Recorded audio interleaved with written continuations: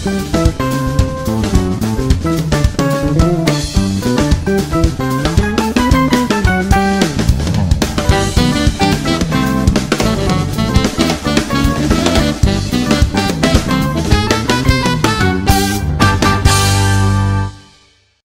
blessed people, balik lagi bersama dengan gue Unedo Tesalonika Gultom. Dan lo tentunya lagi nonton Christian Daily Channel. Jangan lupa untuk di like, share, dan subscribe sekarang juga ya. Jangan tunggu nanti, apalagi tunggu videonya selesai. Jangan, sekarang ya. Karena bakal ada video-video yang luar biasa yang bakal memberkati blessed people setiap harinya, yang diterbitkan atau di-launching oleh Christian Daily Channel. So, jangan lupa juga untuk dinyalain lonceng notifikasinya, biar blessed people nggak ketinggalan kalau Christian Daily Channel nge-publish video terbaru, terkhusus untuk blessed people semuanya. Nah, blessed people, gue mau ngebahas dulu karena kita masih H+1 ya. H+1 dari merayakan Hari Kemerdekaan Indonesia yang ke-76. So nggak lupa gue mengucapkan Dirgahayu Republik Indonesia yang ke-76. Semoga Indonesia bisa semakin jaya, semakin maju, dan tentunya menjadi negara yang takut akan Tuhan. Nah, ngomong-ngomong tentang kemerdekaan, gue punya pertanyaan yang sangat teramat sederhana. Kenapa Indonesia bisa merdeka? Ada yang tahu? Kenapa? Jawabannya sederhana. Karena ada orang yang mau berjuang. Ingat, kenapa Indonesia bisa merdeka?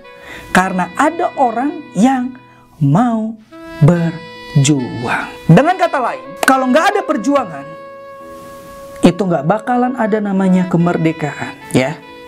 Kalau kita tidak berjuang, tapi kita berharap untuk merdeka, itu namanya mimpi di siang bolong. Jaka sembung, bawa golok. Nggak nyambung, go. Sampai go-nya aja. Ya nggak nyambung lah. Ya kan? Namanya kemerdekaan itu harus diawali dengan perjuangan. Kalau nggak ada perjuangan, nggak bakal ada kemerdekaan. Orang-orang yang mau berjuang artinya orang-orang yang tidak memilih untuk menyerah. Atau dengan kata lain, tidak ada pilihan untuk menyerah dalam hidupnya. Itu yang pertama. Jadi blessed people kalau mengalami atau mau mengalami namanya kemerdekaan, berarti nggak boleh ada pilihan menyerah dalam kehidupan blessed people, apapun segi kehidupan. Itu yang pertama berkaitan dengan kemerdekaan. Dan yang kedua, orang yang tidak mau berjuang adalah orang yang egois. Gue ulangi sekali lagi ya. Egois. Kenapa egois? Sekarang gue tanya lagi. Soekarno pada saat itu dan pejuang-pejuang kemerdekaan yang lainnya, kenapa mereka mau berjuang? Apakah mereka berjuang untuk diri mereka sendiri? Tentu saja tidak. Mereka berjuang untuk anak cucu generasi-generasi ke depan. Jadi ketika lo nggak mau berjuang, lo memilih untuk menyerah, artinya lo adalah orang yang egois. Lo mikirin diri sendiri, lo nggak mikirin anak cucu lo ke depan. Oke, jadi sampai situ pembahasan tentang kemerdekaan. Pilihan ada di tangan blessed people sendiri. Lo memilih untuk menyerah atau tidak? Kalau gue sih nggak ada pilihan untuk menyerah. Maju terus, pantang mundur. Selama Yesus belum bilang sudah selesai, gue bakal maju terus. Kalau Yesus bilang udah selesai, baru selesai. Oke? Nah, di video kali ini kita bakal bahas tentang harapan. Dimana tema harapan ini di-request oleh teman gua di WhatsApp ya. Di-request oleh teman gua melalui WhatsApp, dan kita bakal bahas pada video kali ini berkaitan dengan harapan. Nah, apa itu harapan? Kalau gue lihat di dalam Wikipedia, harapan dalam tanda kutip kebajikan ya. Di sini dikatakan dalam tradisi Kristen, harapan dalam Kristus dan iman dalam Kristus berhubungan erat. Harapan memiliki suatu konotasi yang berarti seseorang yang berharap memiliki suatu keyakinan kuat melalui kesaksian Roh Kudus bahwa Kristus telah menjanjikan suatu dunia yang lebih baik kepada mereka yang adalah miliknya. Itu berdasarkan Wikipedia. Sedangkan dalam website yang lain ketika gue googling berkaitan dengan harapan, itu apa sih? Nah, di sini ada yang menarik. Yang menjadi berbeda antara harapan dengan berharap. Ya, mungkin nggak ada yang kepikiran. Gue juga tadinya nggak kepikiran. Gue pas lagi searching harapan dalam Alkitab atau pembahasan tentang harapan. Nah, ada sebuah artikel ini ya yang menjelaskan apa perbedaan harapan dengan berharap. Apa perbedaannya? Nih, di sini dikatakan harapan yaitu sesuatu yang diinginkan dapat terjadi dan harapan tersebut biasanya menyangkut masa depan. Oke, clear ya? Dan berharap. Oke, berharap yaitu suatu perasaan yang menginginkan harapan-harapan dirinya yang belum terwujud bisa terwujud. Nangkap gak bedanya? Jelas ya. Ketika seseorang memiliki harapan, artinya apa yang dia pikirkan, apa yang dia inginkan itu bukan untuk dirinya, melainkan untuk masa akan datang. Nah, ketika lo berharap, di sini dikatakan biasanya orang-orang yang berharap itu adalah orang-orang yang menginginkan sesuatu terjadi dalam dirinya dan itu belum terwujud biasanya, gitu. Berbeda dengan pengharapan. Pengharapan bicara tentang future. Kalau future itu berarti bukan untuk dirinya sendiri, ya kan? Tapi kalau berharap itu berkaitan dengan apa yang ada dalam diri dia, entah itu keinginan yang belum tercapai dan lain sebagainya macamnya. Dan di dalam KBBI, gue mau lihat berkaitan dengan harapan. Di sini, harapan itu memiliki arti selalu berharap, selalu rindu akan, dan selalu menanti. Beda ya? Itu harapan. Nah, kalau berharap, berkeinginan supaya terjadi. Dan yang kedua, arti dari berharap adalah meminta supaya. Totally different. Gua rasa udah nggak ada pertanyaan lagi apa perbedaan antara pengharapan, antara berharap dengan harapan. Gua rasa udah nggak ada lagi pertanyaan itu karena udah jelas banget di dalam Alkitab maupun di dalam KBBI atau yang lainnya. Itu adalah dua hal yang berbeda antara harapan dengan berharap. So, berhenti berharap, milikilah pengharapan, dan milikilah harapan. Oke? Nah, tentunya pembahasan tentang harapan bukan berhenti sampai di sini, karena gue bakal bahas sedikit lagi berkaitan dengan harapan. Nah, kalau kita melihat di Alkitab berkaitan dengan harapan, itu paling gampang diingat adalah kepada sebuah firman yang menyatakan bahwa iman, pengharapan, dan kasih. Ya kan? Kalau ngomongin tentang iman, ngomongin tentang harapan, ngomongin tentang kasih, yang paling gampang untuk diingat adalah iman, pengharapan, dan kasih. Ya kan? Jadi gue mau kupas dari sini. Nah, iman, pengharapan, dan kasih adalah tiga hal yang gak bisa kita pilih salah satu, kita pilih salah dua, semuanya harus terjadi. Karena semuanya berkaitan. Diawali dari iman. Kita harus meletakkan dulu kepada siapa sosok atau pribadi yang kita percayai, yang menjadi poros kehidupan kita.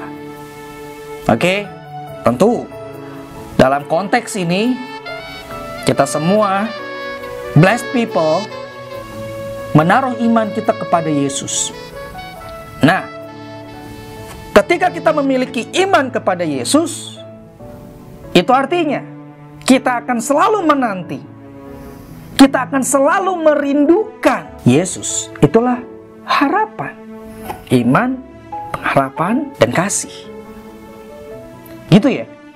Ketika kita beriman, kita meletakkan segala sesuatunya adalah Yesus sebagai dasar, poros kita adalah Yesus, step berikutnya yang menjadi buah dari iman kita, menjadi kepercayaan kita itu adalah timbul rasa selalu menanti dan merindukan Yesus. Mulailah di situ rajin berdoa. Selalu berdoa. Dimana doa, kembali gue ingetin nih, mungkin ada blessed people yang baru nonton video Kristen Daily Channel. Gue mau kasih tahu, prinsip doa yang gue pakai adalah komunikasi. Bukan bicara tentang posisi, tapi bagaimana lo ketika doa, ada nggak komunikasi antara lo dengan Bapa gitu, ya. Itu tadi ya, ketika seseorang menaruh imannya, menjadikan Yesus sebagai dasar dalam kehidupannya, menjadi porosnya dalam hidup, buahnya berikutnya atau step berikutnya adalah dia pasti akan menantikan, dia pasti akan merindukan Yesus yang dia percaya. Baru di step yang ketiga adalah berbuah tentang kasih. Dia mengasihi Bapa, mengasihi dirinya, dan juga mengasihi sesama manusia. Gitu. Oke, jadi iman, pengharapan, dan kasih adalah 3 hal yang gak bisa kita pilih salah satu atau salah dua. Semuanya berkaitan dan itu adalah proses. Lo gak bakal mungkin punya kasih kalau lo tidak punya harapan. Lo gak bakal punya iman atau lo gak bakal punya harapan kalau lo gak punya iman yang benar. Harapan kita pada akhirnya salah. Harapan yang salah, iman yang salah, dan kasih yang salah itu berawal dari satu, ya kan? Pertama, kepercayaan itu. Gitu loh. Ya. Jadi jangan sampai keliru ya, blessed people ya. Dan yang berikutnya berkaitan dengan harapan ini, ada 2 pertanyaan yang muncul dalam pikiran gua ketika mau membahas tentang harapan. Yang pertama, kepada siapa kita harus berharap? Pada siapa? Tulis di kolom komentar. Kepada siapa kita harus berharap sebenarnya? Langsung tulis sekarang ya. Jangan lu nonton sampai habis ntar ada contekan lagi. Contekan, enggak ya? Tapi kalau bisa langsung ditulis aja. Ya, siapa tahu lo ada yang berbeda jawabannya dengan gue gitu loh, ya kan? Ya nggak apa-apa. Namanya juga kita berdiskusi. Gue di sini bukan berposisi sebagai orang yang maha benar, enggak kok ya. Kita berdiskusi. Nah, kepada siapa kita meletakkan pengharapan kita seharusnya? Kalau dari gue, berdasarkan dengan Alkitab yang gue baca, gue harus meletakkan pengharapan itu kepada Yesus. Kenapa? Karena hanya Yesus yang sanggup untuk menjadi jalan, kebenaran, dan hidup. Tidak ada seorang pun yang dapat sampai kepada Bapa tanpa melalui Yesus. Gak ada satupun di dunia ini yang bisa memberikan jaminan minimal sama seperti Yesus. Sama aja gak ada, apalagi lebih. Gitu. Ya. Jadi ketika pertanyaan ini muncul dalam benak gue, kepada siapa kita harus meletakkan pengharapan? Kepada Yesus. Kenapa? Karena hanya Yesus yang memberikan jaminan agar kita bisa sampai kepada Bapa. Oke? Itu yang pertama. Yang kedua, ciri-ciri dari orang yang punya harapan.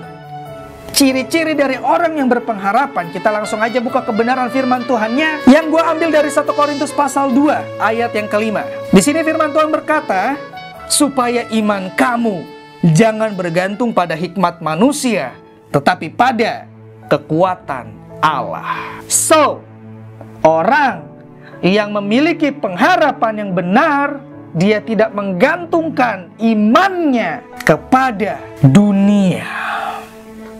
Dunia itu berarti mencakup pekerjaan, menyangkut relasi kita. Dunia itu berarti menyangkut harta, ya, atau apapun yang bersifat fana. Jadi kalau blessed people masih meletakkan segala sesuatunya kepada yang fana, berarti lu bukan orang yang berpengharapan. Berarti harapan itu tidak ada. Lu hanya menjalani sesuatu yang semu. Lo hanya menjalani sesuatu yang lo rasa baik, lo rasa benar, lo rasa lurus, padahal enggak. Itu yang pertama. Dan yang kedua, orang yang berpengharapan, orang yang punya harapan, ciri yang kedua adalah dia yang gak pernah berhenti untuk berjuang. Jelas dong. Lawan kata dari berjuang, lawan kata dari berharap adalah orang yang putus asa. Orang yang putus asa berarti dia udah gak mau berjuang lagi. Jadi kalau lu masih mau menyerah, masih ada pilihan untuk menyerah, itu artinya lu tidak berpengharapan. Atau lu meletakkan pengharapan lu kepada sesuatu yang salah. Lu merindukan, lu menantikan sesuatu yang salah. Kalau kita berharap kepada Yesus, kalau kita punya pengharapan kepada Yesus, itu artinya kita selalu merindukan, kita selalu menantikan Yesus. Di sini gue bukan menjadi orang yang gak peduli dengan masalah lo. Ya, blessed people, anak-anak muda, gue bukan jadi orang yang gak peduli sama masalah lo. Ya, gue paham, setiap kita punya masalah. Dan masalah itu berbeda-beda. Gue mengatakan seperti ini bukan berarti gue menganggap masalah lo itu sepele. Bukan. Tapi ingat, di Alkitab mengatakan pencobaan-pencobaan yang lo alami adalah pencobaan yang biasa, yang tidak pernah melampaui kekuatanmu manusia. Dan Tuhan selalu memberikan jalan keluar sehingga lo bisa melaluinya. Jadi buat apa lagi kita menantikan yang lain? Jadi buat apa lagi kita merindukan yang lain? Yang kasih kita jalan keluar ketika ada masalah itu Tuhan kok. Kenapa kita harus menantikan yang lain? Kenapa kita harus merindukan yang lain? Camkan ini baik-baik, blessed people. Anak-anak muda lu camkan ini baik-baik mulai dari sekarang sampai masa yang akan datang. Masalah kita boleh beda, tapi pengharapan kita harus sama. Yesus. Siapa? Yesus. Percaya pada Yesus adalah harga mati. Percaya bukan cuma di mulut, tapi di tindakan sehari-hari. Paham ya tentang harapan ya? Gue gak bakal panjang lebar, karena ya sebenarnya simpel-simpel aja berkaitan dengan harapan. Dan gue rasa poin-poin yang tadi itu udah sangat jelas untuk memberikan kita pemahaman tentang harapan. Oleh sebab itu gue selalu mengatakan, sebagai penutup juga, ya, jangan pernah menyerah, karena menyerah bukanlah sebuah pilihan. Sampai ketemu lagi di video berikutnya, tentunya masih di channel yang sama, yaitu Christian Daily Channel. Kembali gue ingetin buat blessed people, jangan lupa di like, share, dan juga subscribe kalau blessed people mendapatkan berkat dari setiap videonya Christian Daily Channel. Dan jangan lupa juga nyalain lonceng notifikasinya, biar blessed people gak ketinggalan video-video terbaru dari Christian Daily Channel. Gue Unedo Tesalonika Gultom, mohon pamit undur diri, sampai ketemu lagi di video berikutnya. See you and God bless you, and as always, keep the faith.